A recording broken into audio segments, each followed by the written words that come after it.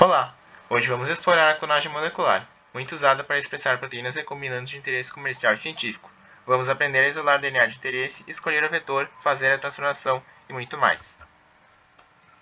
A clonagem molecular é uma técnica utilizada para inserir cópias de um segmento específico de DNA dentro de algum vetor, por exemplo, bactérias. Esse processo permite que os cientistas isolem e manipulem genes para estudar suas funções, expressá-los em diferentes organismos ou produzir proteínas recombinantes.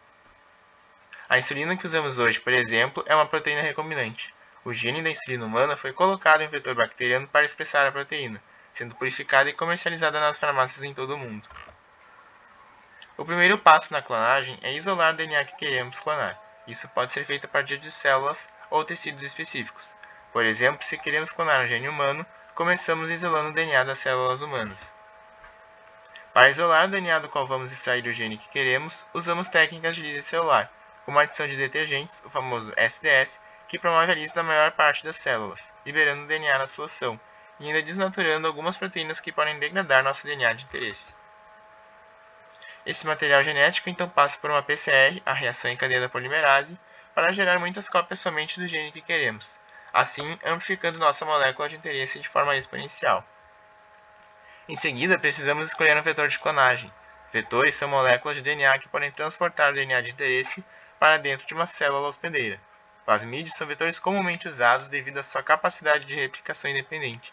Plasmídeos geralmente contêm marcadores de seleção, como os genes de resistência a antibióticos, que nos ajudam a identificar as células que receberam o plasmídio. Agora, precisamos preparar o DNA de interesse e o vetor para a clonagem. Isso é feito com enzimas de restrição que contêm sequências de DNA em locais específicos. Essas enzimas, chamadas de endonucleases, criam extremidades coesivas que permitem a inserção do DNA de interesse no vetor. Para entender essas extremidades, imagine que você está montando um quebra-cabeça. As enzimas deixam cada peça do quebra-cabeça com uma forma específica e permitem com que ela se encaixe perfeitamente. No nosso caso, é preciso que se escolham enzimas que consigam privar tanto o nosso fragmento de DNA como o nosso plasmídio, garantindo que essas moléculas se complementem.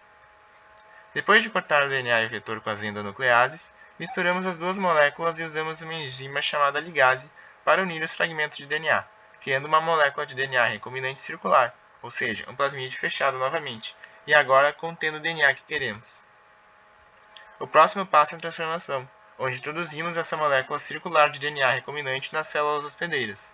Em bactérias, isso pode ser feito usando métodos como choque térmico ou eletroporação, criando poros na superfície e permitindo com que essas moléculas de DNA adentrem a célula. Após a transformação, as células são cultivadas em meio com nutrientes, mas contendo antibiótico. Lembra que o plasmídio tem genes de resistência a antibióticos?